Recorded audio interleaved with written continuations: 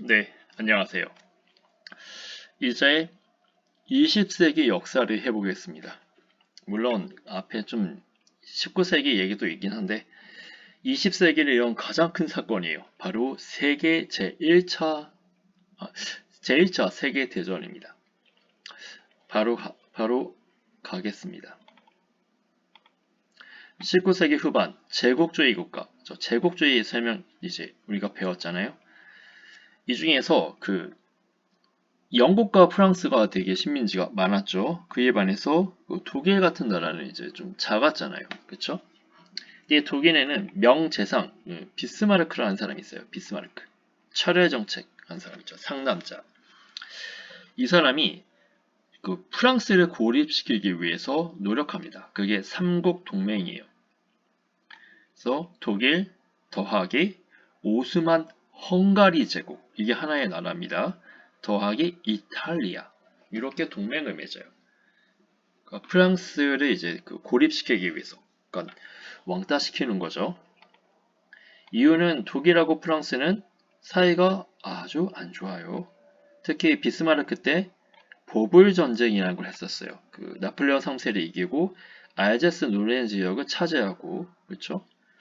그리고 베르사유 궁전에서 비렐름 1세가 즉위하면서 독일 제국을 세웠단 말이에요. 그러니까 프랑스의 입장에선 독일은 철저히 왼수입니다. 아주 원수야, 원수. 독일이 이렇게 동맹을 주도한 이유 중에 하나는요. 그 당시 독일이요, 영국보다 산업혁명의 효과가 더, 그러니까 역전했어요. 영국을 경제적으로. 원래 산업혁명은 영국이 앞섰잖아요. 근데 독일이 역전했어요. 왜냐면 독일이 철강이랑 화학 산업이 세계 제 1위 국가가 되어버렸습니다. 그러니까 아스피린이라든지 뭐 여러 가지 화학 제품을 독일에서 이제 독일이 이제 세계 제 1위예요, 여러분. 그래서 독가스 같은 것도 이제 독일에서 살포하잖아요. 그다 화학전이잖아요, 화학전.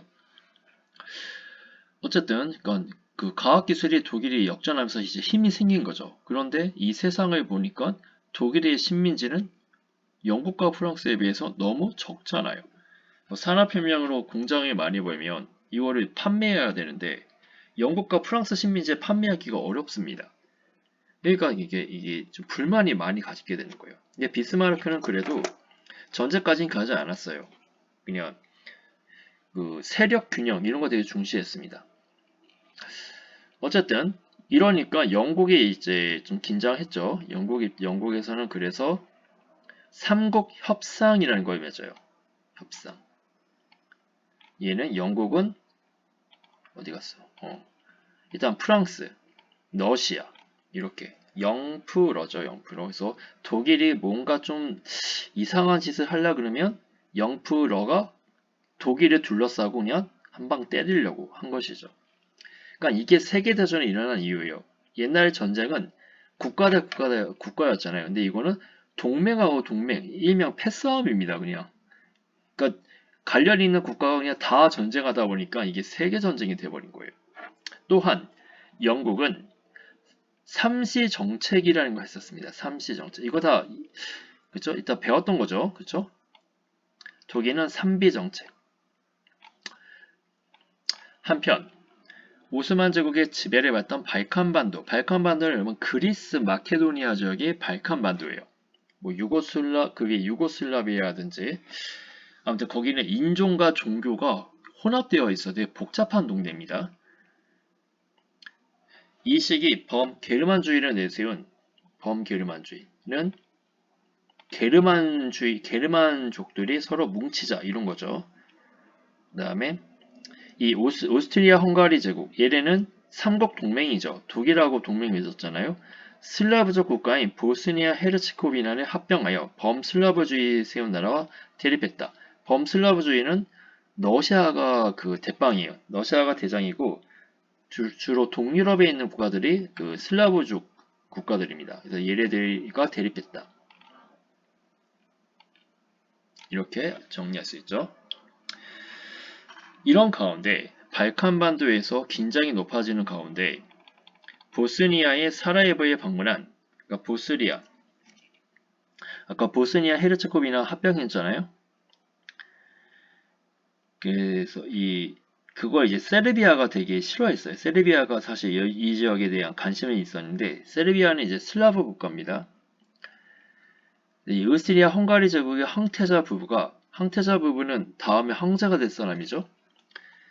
이 자신이 아까 집에 오스만 그 헝가리 제국이 그 합병하게 된 보스니아에 온 거예요. 보스니아 수도가 사라예보인데 사라예보에 왔는데 그때 오픈카를 타고 왔어요, 여러분. 오픈카. 오픈카 뭔지 아시죠? 예. 그래서 이 세르비아 청년들이 암살단을 조직해가지고 황제에게 그 건총으로 이제 암살했거든요. 근데 이게 약간 슬퍼요. 왜냐면 이 황태자가 평민 여잔가? 신분이 별로 안 좋은 여자를 진짜 사랑으로 그냥 사귀었어요. 그래서 그 황실하고 사이가 안 좋습니다. 원래 그 귀족이라든지 다른 나라의 그 황족이랑 결혼해야 되는데 평범한 여자랑 결혼하니까 이 황태자가 그러니까 진짜 사랑을 선택했죠. 그래서 그런데 이제 그 아름다운 사랑을 꽃피기도 전에 이게 허무하게 죽어요. 이게 이제 사라예보 사건입니다. 어쨌든 이 사건으로 그 오스트리아 헝가리 제국이 엄청나게 열받은 거예요. 그래서 전쟁하겠다. 이 세르비아 이게. 그러니까 세르비아는 오씨 나라 망하게 생겼어요. 그래서 막 진짜 사과를 엄청 합니다. 이 오스트리아 헝가리아가 이제 독일하고 얘기를 해요. 왜냐면 동맹을 맺었잖아. 독일 이탈리아랑 얘기해가지고 이거 어떻게 할까 하다가 전쟁하면 그냥 순식간에 쓱싹 하자 그런 거예요 이제. 근데 세르비아는 슬라브족인데 슬라브족 대장이 러시아죠. 그러니까 러시아에게 얘기합니다. 근데 러시아는 또 누구랑 친해요? 영국, 프랑스가 삼국 협상이잖아요.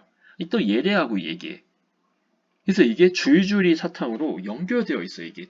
그래서 발칸반도가 유럽의 하얗고라는 얘기가 이런 얘기입니다. 여기서 뻥 터지니까 슬라브 얘기랑 그다음에 게르만 여기가 뻥 터져버리니까 이게 서로 전쟁에 참가해버린 겁니다.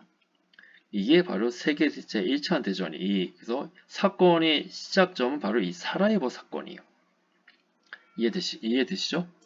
옆에 보면 동일에 그렇죠? 사라예보 사건이 이제 보도됐죠. 이렇게 여기 이 황태자가 지금 이 여인을 사랑해가지고 이 여인을 데리고 이제 처음 이거 갔는데 이 비극적인 결말을 맞게 됩니다. 가지 말지. 아니면 오픈카를 타지 말고 가던지. 아무튼 그렇습니다. 다음에 아무튼 현장 속으로는 유럽의 하얗고라고 불리는 바로 발칸반도에 대해서 얘기를 하고 있는데 이유는 민족과 종교가 너무 다양해요 여기가. 슬라브족도 있지만 게르만족도 있고 그다음에 이슬람 믿는 나라도 있고요. 아무튼 그래요. 많이 되게 복잡합니다. 유럽은 종교 갖고도 십자군 전쟁 해가지고 그리고 종교 전쟁 이 전쟁한 나라잖아요. 이 유럽 나라는 아니지 이 대륙은. 다음 페이지. 자, 1차 세계대전이 시작되었다. 그래서 이제 줄줄이 사탕으로 엮였다 했죠. 그래서 삼국 동맹. 근데 이탈리아는 배신 때립니다. 이탈리아는요. 삼국 협상, 즉 연합국 편에 서게 돼요. 연합군이 이제 이간질을 했죠. 너가 떠나서 우리 편 오면 네가 못 얻은 영토 그거 우리가 줄게 이렇게 된 거예요. 그러니까 오스만 제국은 러시아랑 사이가 안 좋죠. 러시아는 연합군 편이에요. 삼국 협상이니까. 그래서 얘네는 독일하고 편 먹습니다. 또 불가리아도 그렇고. 근데 아무튼 그래요. 그래서 서로 연결된 나라들이 서로 이제 편 먹고 이제 전쟁에 쓰게 되는 거죠. 일본은 무슨 편이었을까요, 이때? 영국 편이었습니다. 그러니까 일본은 조선이 잃어버릴 리가 없겠죠. 그쵸? 나중에 연합군이 이겼거든요. 자, 그래서 이제 전쟁을 하는데 하루에 대량으로 사람이 죽어요. 무기가 너무 좋아가지고 기관총이라든지 이게 너무 좋아요. 그래서 안 죽으려고 땅을 팝니다. 참호전이라 그래, 참호전. 참호전이 생기니까 탱크라든지 아니면 독가스 같은 거 이제 거기다 참어 이제 하면서 전쟁이 너무 누주해져요. 굉장히 지루하게 되는 거죠, 이제 전쟁이. 그리고 쥐들이 그렇게 사람을 공격했어요, 쥐. 왜냐 시체가 많으면 그 쥐들이 사람을 이제 먹거든요. 그래서 쥐가 엄청 커져요. 강아지만 해집니다. 잘 때 공격해요. 그래서 얼굴 안 파이려고 그 마스크 같은 거 쓰고 잤대요. 그 뭐지 헬멧 같은 거. 잘 때 이제 살아있는 사람도 공격하는 거예요. 이 쥐가 이 쥐가 사람을 식량으로 보고 있습니다. 이 참어에 있는 쥐들이. 그리고 뭐 전염병 같은 거 그냥 퍼지겠죠. 병 뭐 걸리면 그쵸? 참악했습니다. 아무튼 이걸 몇 년 동안 한 거예요. 그리고 이제 러시아 같은 경우에는 이 전쟁 하다가 나라가 더 이제 망할 것 같아요. 이 러시아는 산업혁명 이런 것도 늦게 했고 농도는 이제 해방됐죠. 아무튼 이 러시아는 혁명이 일어납니다. 러시아 혁명이라 해가지고.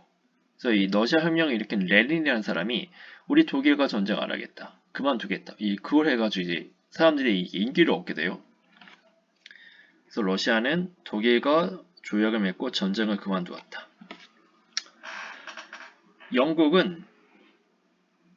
영국이 당시 해상권이 다 지었죠. 그렇죠? 바다에서는. 그래서 독일에서는 그 우수한 과학기술로 잠수함을 이용해가지고 영국 배를 공격합니다. 그게 무제한 잠수함 작전이에요. 근데 나중에는 이제 뭐가 영국 배인지 모를 수가 있겠죠? 뭐 깃발 이런 거 표시 안 하면. 그러니까 그냥 막 공격하는 거예요. 무제한 잠수함 작전은 막 공격하는 겁니다. 그러니까 이게 미국 배를 이제 폭파시키면서 미국이 여기에 참가하게 돼요. 미국은 원래 참가하지 않았고 그냥 그 물건 팔아먹고 있었거든요. 전쟁할 때 보급 물품을 그게 인기나게 팔리잖아요. 전쟁하다 보면 공장이 돌아가야 되는데 남자들은 다 전쟁에 참가하게 되고 뭐 그런 상황이니까.